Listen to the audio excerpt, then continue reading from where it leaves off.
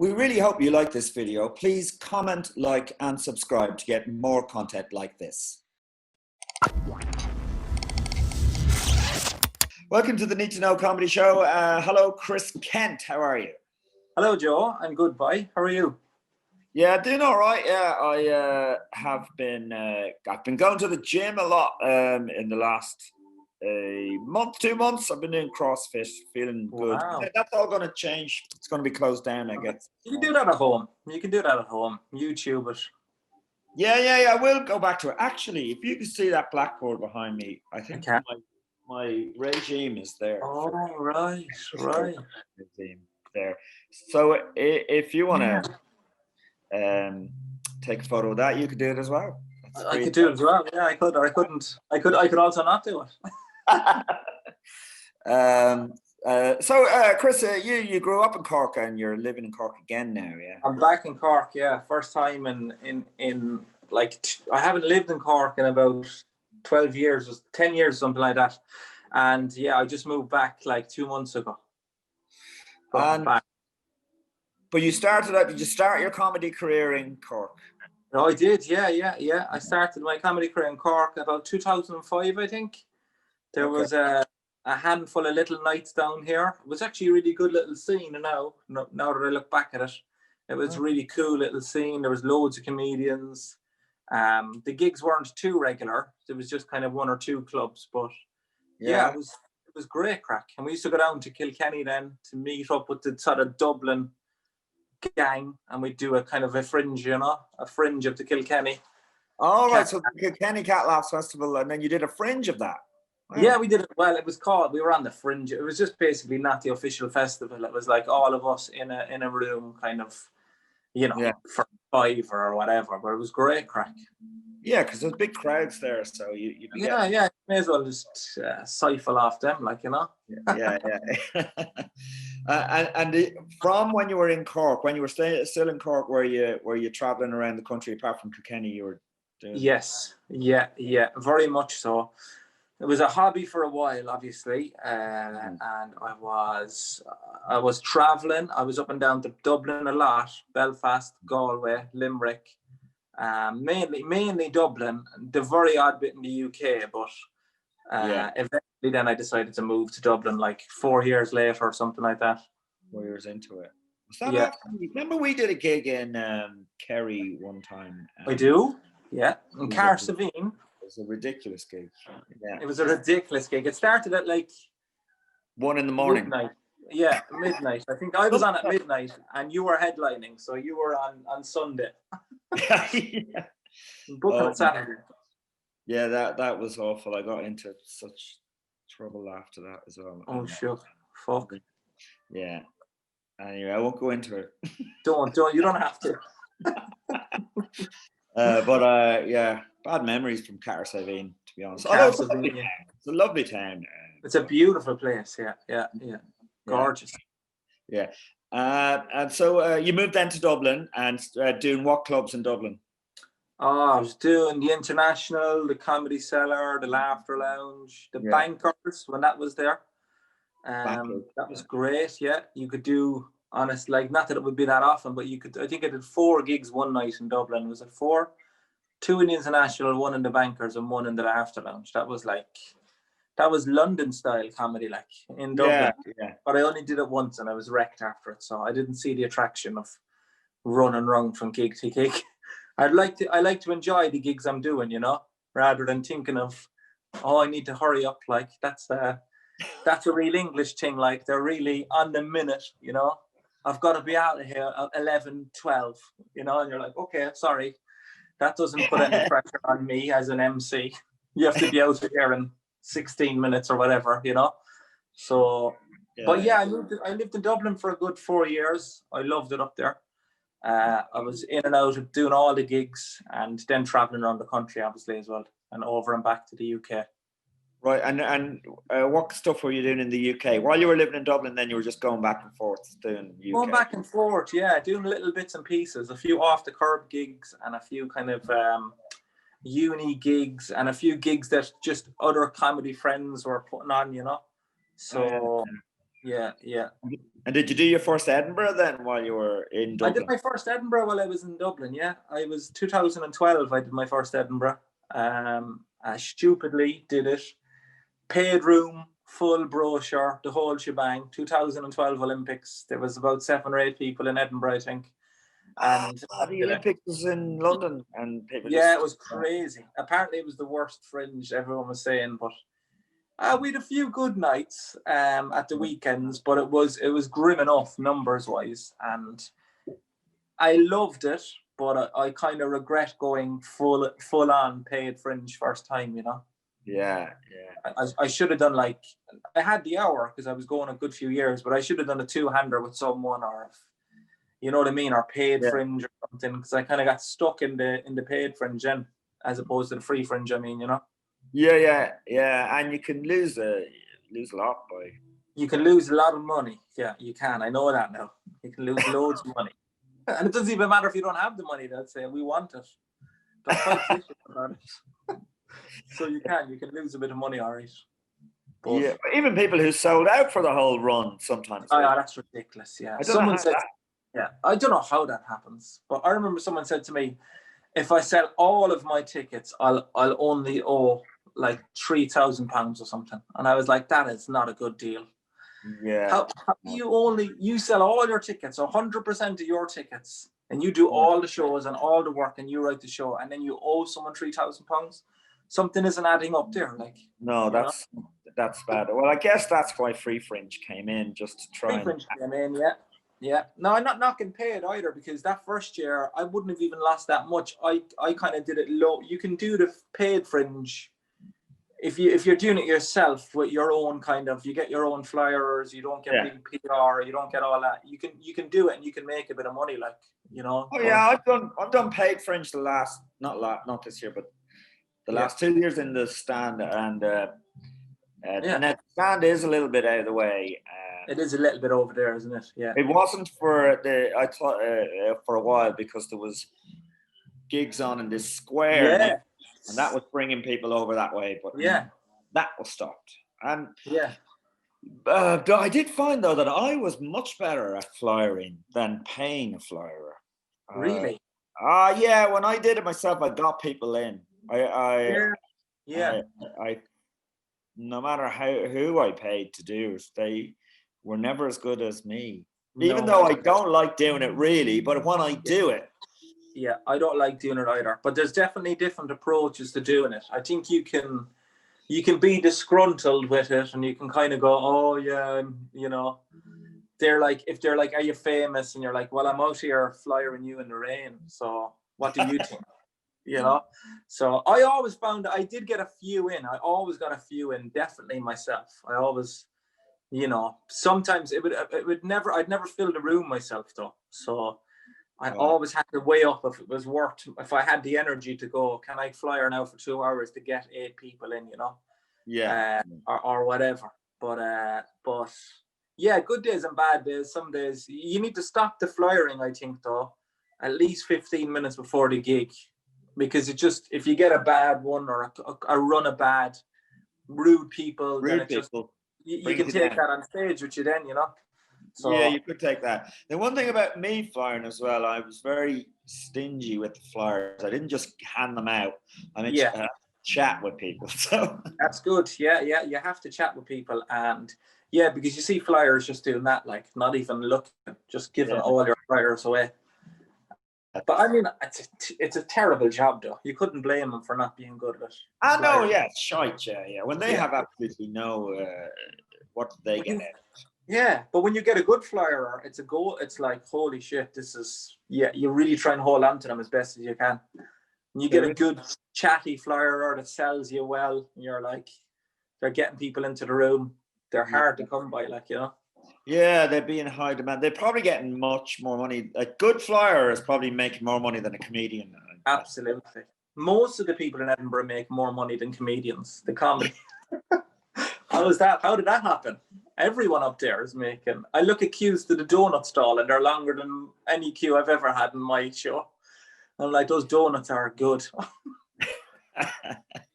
I reckon there's probably another podcast happening right at this minute, a flyering podcast where there's one flyer interviewing another flyer about Edinburgh. Yeah. And what are you going to do? That there's no Edinburgh now. What are they going to do? Where are you going to go to flyer? Yeah. Yeah. But I was actually, I bring over my daughter came with me to a couple of the Edinburgh shows, and I thought, maybe she did a money flyery, but she's a very quiet girl. She wouldn't be good. That's what. Yeah. Yeah. That's one thing I feel kind of ashamed of. My son came to a few festivals now. He's only 4 now, but he would have been 1, 2, and 3 at the festivals, and give the flyers to him. And gives them out, and people love coming over, taking a flyer off him, Yeah. And it wouldn't he wouldn't be selling the show for me or anything, but then they get chatting to me, and they'd say, "What's it about?" And I'm like, "Oh, there's a little bit about him, blah blah blah," and you get people that way, Oh, that'd be good. That was only ever, not in a child labour way. It was only ever when he was around. It wasn't. I wasn't like waking him up saying, "Come on, we have work to do today." So it was just happened to be when he was there, and I'd get him. Yeah, come on. Yeah. I'd give him a baby chino or something. I'll get him something to something nice. Well, so you've done Edinburgh loads of times, have you not? I have, yeah. I think I've done 7 times. I did a work in progress the last time, so I've done 6 shows there, and I was about to do my 7th show there. So I did 6. You were about to do this year? I was about to do it, yeah, with the show that I was touring before the whole COVID. Yeah. How do you do a work in progress? Is that like, look, I haven't written this show? Is it? Yeah, basically, yeah. But I only did a week because we had our second child last July. We had a little girl at the end of July, and I just said I couldn't be doing Edinburgh so close to it. So what I did was I did a week at the end, and I called it work in progress. So it was like, do whatever you like. I did have kind of bits and pieces of a show. It just felt like more like a week of previews. I wouldn't say I had nothing. Yeah. I probably had half a show, and I was working it up, And you're allowed to bring on a notebook and stuff. Yeah, bring on a notebook and tell them that and make fun of that fact. And and then I kind of finished the show I was in Perth. I did the Perth Fringe in January just gone. So I was lucky to do that. And I finished the show over there then. And then I was bringing it on tour, and I was about to bring it to Edinburgh then, but obviously that didn't happen, That's pain, because it was totally polished show, right? Yeah, it was. It would have been the first time. It went through Australia for a month, and it was touring around Ireland, so it was ready. It was absolutely ready, all in February or whatever. But who knows? Who knows what's going to happen, Joe? So we don't know. Yeah, there have to be a vaccine. And, there will be. Hopefully, that's what people are flying for now. A vaccine. Different vaccines. Yeah. Oh, I got my vaccine. Try my one. Makes you fart every 40 seconds. That's the only side effect or something. What's that again? It makes you fart every 40 seconds, this one, but it works. That's not a bad side effect. That's all right. Not a bad side effect. No, not bad. I mean, a lot of side effects of things are like dying is one side effect. Yeah, that's a bad one. Yeah, but at least you don't know about it. You never know about it. You got it. That's the only thing. And so you tours then with did you do a support act with a couple of acts? That usually brings you on massively. Yeah. If you're doing regular nights to regular. Yeah, I never did actually, to be honest. I did bits and pieces. I never did a tour with someone. I was never someone's official tour support. Actually, funnily enough, the first one I got offered, I was just after moving to England. So I never did anyone's tour. And I was in England about a day, I'd say. And Lisa Richards texted and said, "Oh, Deirdre Kane's tour support is there if you want it." And I'm like, I'm literally just after leaving. Right. So oh my God. You know what? Everybody who moves to London, the minute they move to London, they're in big trouble in Ireland. Loads of work. Just tell people you moved. Say, yeah, I'm living in London now. It's really expensive. And just throw a few things out there about the underground, and you'll get loads of work. The tube and Oyster cards, and you'll get loads of work in Ireland. But yeah, I got a good bit. I did get a good bit when I moved over there. I'd never done tour support, but I've done a good few for Neil Delamere and for PJ Gallagher and Dylan Moran. Dylan Moran, yeah. And I did a few for like Jim. I did Bill Burr and Jim Gaffigan. So the American fighter came over. I supported them in Vicar Street as well, which was great crack. Oh, so, nice one. Even though I haven't done a tour, I've done loads of odd supports, you know. That's cool. Yeah. What was it like with Bill Burr then? Did you? Oh, it was brilliant. That was a good while ago now. I know he was in the Tree Arena since. It was brilliant. Yeah, it was like a Monday night and in Vicar Street, and it was sold out, and they were giving him a standing ovation before he got to the mic, you know. So it was like, it was class. Yeah, very good. And Jim Gaffigan as well. It was class to get to open for the two of them, really.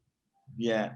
But yeah, you do get it. You can see how people can build a tour off the back of those shows, because even on your social media afterwards, you're like, you'd never get that in a regular gig. Even if it was a massive gig, you'd never get the traction of whatever, 40 people followed you or 50 people followed you from a gig. You'd never get that from you could be gigging all weekend in the London Comedy Store, or you'd never get that. So you can see how people, they do it in England. They do it very well. They go out with someone, and then they've already got their date set up. So they'll go out supporting someone, and then they'll be flyering their own show at the end. I'm in the little room, or I'm in a theatre down the road in 4 weeks, and they sell out off the back of it, That's the way to do it then. Yeah. That's the way to do it. Yeah, absolutely. After the big show. Yeah, that's a good idea. And it's look, I think it's slightly easier. You only got to do 20 minutes, and you got a packed house, and easy. And there's no pressure on you to fill the seats, or you know what I mean. It's all like really lovely, and there's also no pressure on you to be funny, because most people are expecting, what's this guy doing here now? So within a couple of minutes, if you're making them laugh, it's a big bonus, and they're all delighted.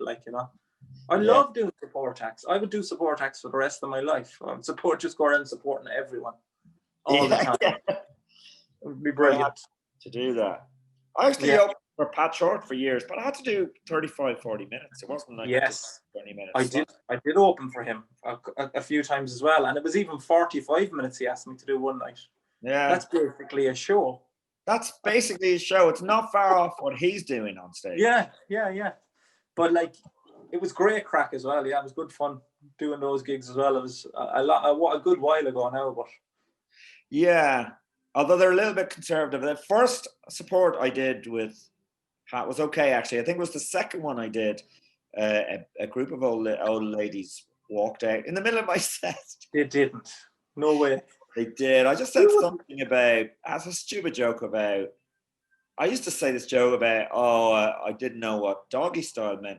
When first time a girl asked me, do you want to do doggy style? I just jumped out of bed and started licking my balls. Anyway, that's funny. They didn't like that at all. Oh, that's terrible. How they knew? They were very old. They shouldn't have even known what doggy style was, as far as I'm concerned. Too crude, too close to the bone. The walkouts are so hard to deal with. It's probably fine when it's a big room, I think, but when it's a small room, it's very hard to deal with. The adrenaline and stuff going through your body, when people get up and walk out. Especially if there's controversy there, because it's such a delicate, you're trying to make people laugh. Yeah. And then the other side of you is having a conflict with someone, like a straight on conflict, and you're still trying to keep the room laughing, and you're still I don't know, has anyone got properly aggressive with you and walked out, but it's such a weird, because you're in fight mode, but you're also in, I need to keep making people laugh mode. It's very hard to balance that, because you are in fight mode. The adrenaline's up, so it's very hard.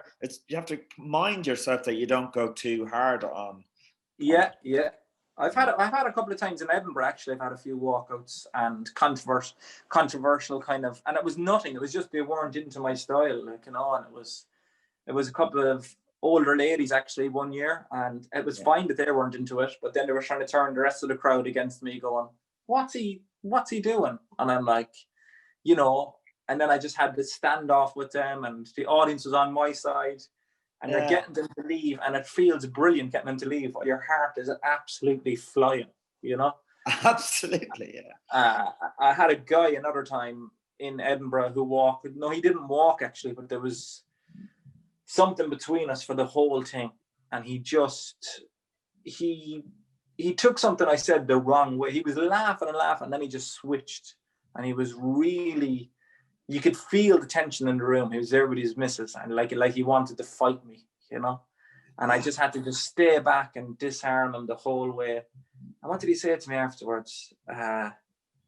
So we cleared it up anyway. But he said, when you said such a thing, I wanted to rip your throat out. And I was like, oh my God. Yeah. That's a bit much, like, you know. I was actually talking about my kids. I was talking about my boy. I said, does anyone else have any kids? And this guy said, oh yeah. I think Jack was one at the time, and he had twin girls and there were two. And I said something like, oh sure, he could be chasing them in a few years or whatever, thinking nothing of it. Yeah. And he was, well, you sexualized my children. And I was like, I fucking didn't sexualize anyone, you know. But this only all came out afterwards, and he actually apologized to me, and he was buying me a drink and the usual thing. But it's a very strange thing. It's a very weird place to be. Like, like, is this guy gonna punch me? Should I be taking a step back soon? And then, like, at the same time, diffusing the situation with jokes and humor, and not, like you said, not trying to push it too far. You don't want to bully them at all, like, you know. Yeah, it is very odd when someone takes that absolute wrong impression. Yeah, you didn't even mean, and really they're at fault because they have, it's in their head. They're the ones that immediately went to the sexualization. Yeah, no, I think it definitely was in his head, and I think afterwards he was kind of very apologetic and coming up to me afterwards. So, you know, I feel sorry in him too, because it was a quieter night. It was one of the quieter days in Edinburgh, so there wasn't many people in the room. He probably felt self-conscious. Yeah, I said this, not even to him, just a throwaway thing. He took it the wrong way altogether. And then I was picking up the tension, and I was like, are we okay? And then he was trying to be smart, and then it was like, oh Jesus. It was one of those gigs where, like, that I'm wrecked. I am absolutely wrecked after that. It was an hour that felt like, and even though it went well, I was like, I am absolutely wrecked after that. Yeah. I think Edinburgh throws up that kind of stuff. You just don't know what's going to happen. You don't know what's going to happen. All the time. Yeah. All the time. But I love it. I absolutely love it. The first year, Olympics, I had a horrible year, really. Feck all people at my show. I got the mumps as well, so I was sick. I had to cancel. That was the year you got the mumps. Yeah, that was the year I got the mumps, yeah. I got sick. I had to cancel shows. I was having a horrible time. But I felt like I was better. When I came back, I felt like I'm a better comedian. I knew the hour inside out. And as hard as it was, I was like, I can't wait to go back. Yeah, and I genuinely love it. Like, I don't get the whole dreading Edinburgh. I actually love it. I love doing it. Yeah. I love getting a show together. I love seeing it coming together up there, and you're going week 2, week 3, you're like, it's finally. Yeah. Not that you have too much to figure out, but you're like, this is what it's worth it. Getting to go out there every day and bash the show out, kind of, you really learn very quickly. Yeah. You're doing that wrong, or you're giving this away, or you're not explaining yourself here. It's like just a supercharged kind of learning curve, really, for a show. Right, brilliant. Yeah, it's weird that, because I've only just started doing it in the last 2 years. Then before that, I never went. I thought, oh, my kids are grown up, and I can go. And I did go before, but never as a solo show for the full run. Last year, I really did love it. I'm going, look at this, is amazing. I had a nice apartment, or sharing a place, but the walk through the meadows on my way to the gig, I loved even the walk to the gig. It's lovely. Like, it's like, I really missed it this year. Actually, I was kind of going, oh God, I'd love to be up there now. especially because I had a show ready and it was good to go. And my plan was to be doing that one and a work in progress alongside it for another one. So I wanted to be doing 20 minutes with someone else. I was sharing a bill as well, just to get new material ready for another show, like, you know. Yeah. But yeah, I think I just love it. Like, I think it's class. Yeah. So when you went to London, did that kind of make a big difference for you then when you moved from Dublin to London? Not massively, no. I think I sort of, it was kind of like, I was still doing a lot of the gigs I was doing in Ireland. So initially I was traveling back a lot, and I was just trying to get my foot in the door in the London clubs, you know. It made a difference to me in the fact that I got to see loads of other styles and loads of other different types of comedians, because the Irish comedy circuit is very good, but it's small enough, I think. Yeah. We all know each other, like, well, we did then anyway. It was like you kind of knew everyone, and so that it kind of made a difference then of seeing people doing other things and different styles of comedy, and myself being in my own head and going, oh geez, they're not gonna like, because I'd be very slow, like on stage, very slow telling. Some of my stories are very long, you know. Some of them are like 20 minutes, and I'm like, shit, can I really tell that story now?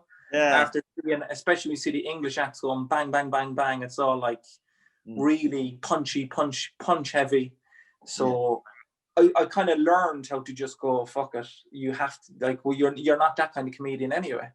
So you just kind of I actually probably even went a little bit slower over there, and I probably used less words but went a little bit slower. And I think it definitely made a difference to me, being able to do new material like on a Monday, Tuesday, Wednesday night. That was very exciting. That was very like just having an idea and being able to text someone and jump on the train and go in and try something out. And you know, it's so big over there as well. The gigs are so different. London is gigging, it's so different to gigging in Manchester, which is so different to gigging in Glasgow or Edinburgh, or, you know, there's these small towns in Peterborough and stuff, and you're going, the gigs are so vast. Like, you'd be gigging in a beautiful comedy club, and then you're in a real grassy workman's club, and then you're on a boat or whatever. So it's all, you know. What about you? Did you gig there?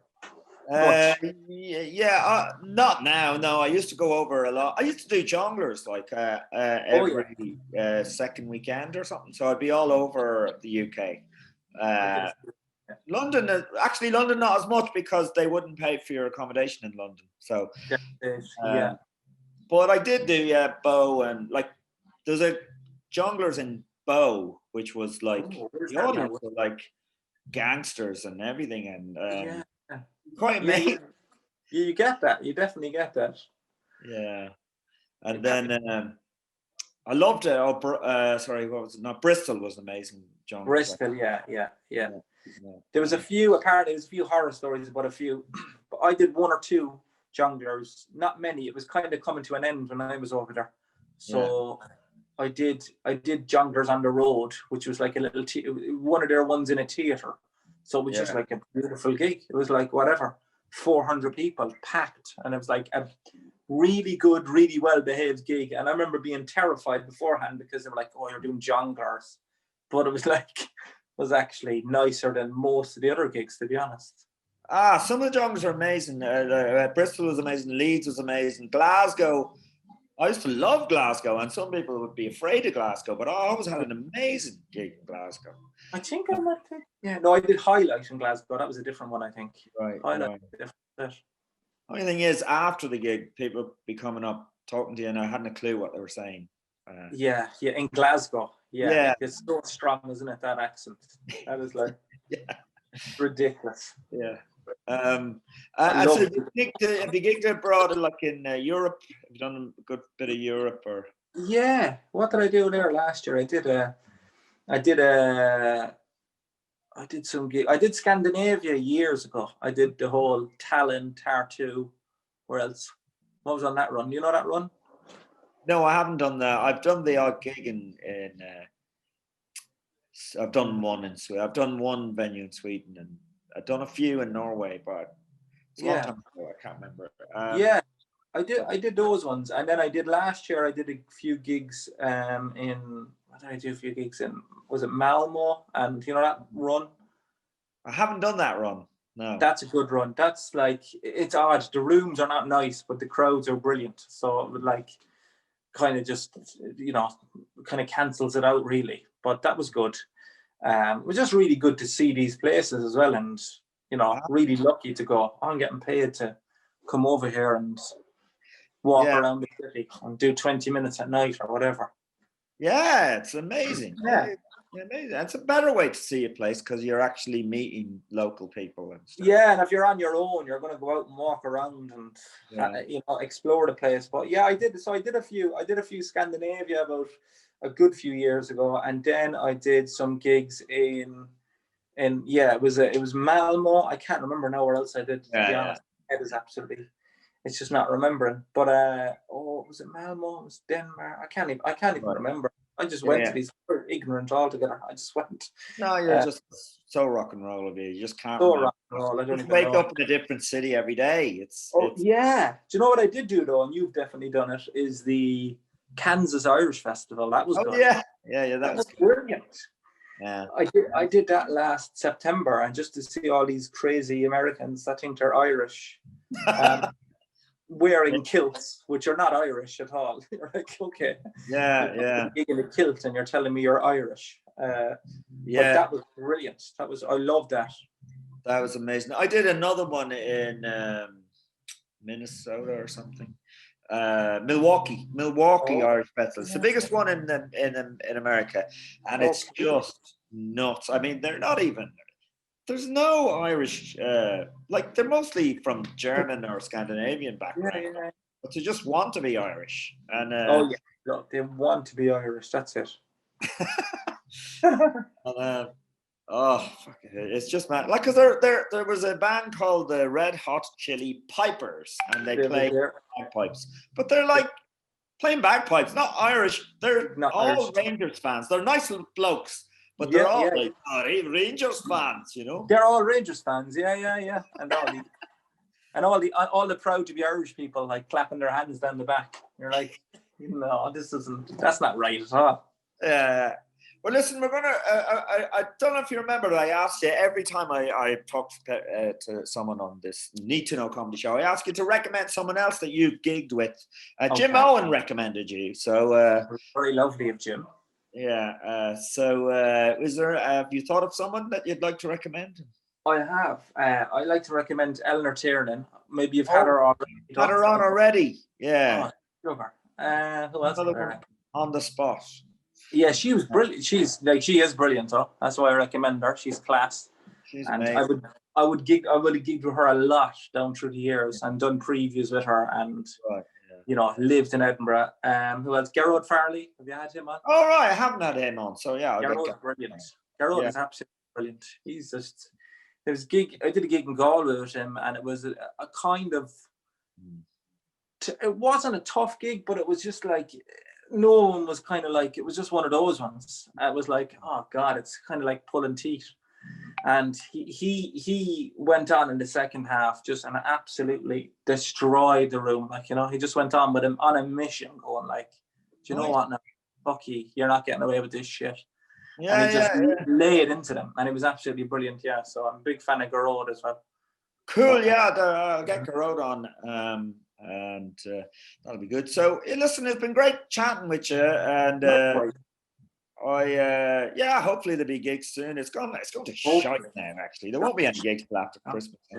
I did one or two. I did one or two socially distanced ones, and the most annoying part was they were so nice. They were so lovely. They were so well organized. Everyone was apart, and all the TP in place, and certain tables. It was almost nicer than gigs beforehand. You know, no one was going to the bar. And it was like, you could feel the audience needing it. They were good lads. They were so happy for a night out, and now it's gone again. And it'll come back.